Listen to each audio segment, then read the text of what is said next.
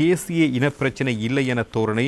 ஜனாதிபதியின் உரை குறித்து தமிழ் தேசிய அரசியல் கட்சிகள் கடும் அதிருப்தி என்பதாக வீரகேசரி பத்திரிகையின் முதற் பக்கத்தில் ஒரு செய்தி வெளியாகி இருப்பதை நாங்கள் காணலாம். பல்வேறு முக்கியமான விடயங்கள் அதில் சுட்டிக்காட்டப்பட்டிருக்கின்றன. குறிப்பாக இந்த உரை குறித்து பல்வேறு தரப்பினரும் கருத்துக்களை வெளிப்படுத்தியிருக்கிறார்கள். குறிப்பாக இலங்கை தமிழரசு கட்சியினுடைய பாராளுமன்ற குழு தலைவர் சிவஞானம் ஸ்ரீதரன் ஐநா பொதுச்சபையில் ஜனாதிபதி ஆற்றிய உரை அவரை நம்பிய தமிழ் மக்களுக்கு ஒரு சிறந்த பதிலாக அமைந்திருந்ததாக சுட்டிக்காட்டியிருந்தார்.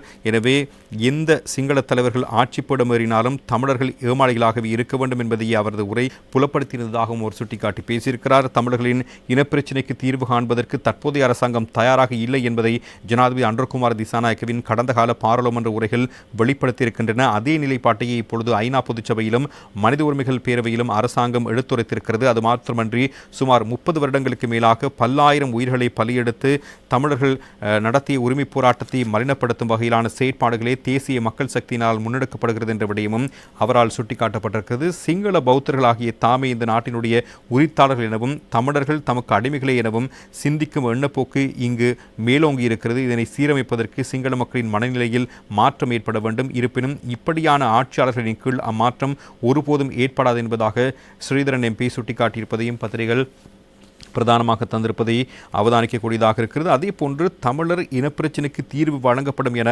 கடந்த ஆண்டு தேர்தலின் பொழுது ஜனாதிபதி அன்றகுமார் திசாநாயக்க வழங்கிய வாக்குறுதியை நினைவு கூர்ந்த தமிழரசு கட்சியினுடைய பொதுச் செயலாளர் எம்.ஏ. சுமந்திரன் இப்போது நாட்டில் இனப்பிரச்சினை என்ற ஒன்றே இல்லை என்பது போன்று ஜனாதிபதி பேசுவதை ஏற்றுக்கொள்ள முடியாது எனவும் தெரிவித்திருக்கிறார்.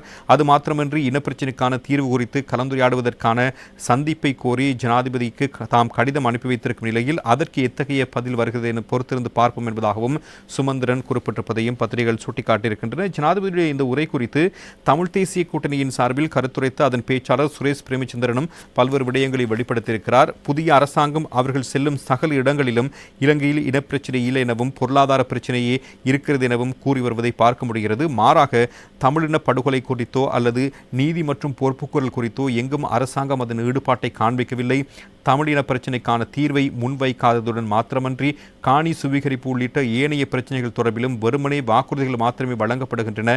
அவை செயல்படிவம் பெறுவதில்லை. அத்தோடு காசாவில் இடம்பெற்று வரும் இனவழிப்பு என்பதை ஐக்கிய நாடுகள் சபையும் உலக நாடுகளும் பகிரங்கமாகவே கூறி வரும் நிலையில் அந்த விடயத்தை கூட ஜனாதிபதி தனது உரையில் வெளிப்படையாக கூறவில்லை. ஒட்டுமொத்தமாக நோக்குகையில் இந்த அரசாங்கம் எதிர்மறை போக்கில் பயணிக்கிறதே தவிர எந்த ஒரு முன்னேற்றகரமான நடவடிக்கையும் முன்னெடுக்கவில்லை என்பதான கருத்து இவர்களால் குறிப்பிடப்பட்டிருப்பதையும் இன்றைய தினம் பத்திரிகைகள் பிரதானமாக சுட்டிக்காட்டியிருப்பதையும் நாங்கள் அவதானிக்கக்கூடியதாக இருக்கிறது.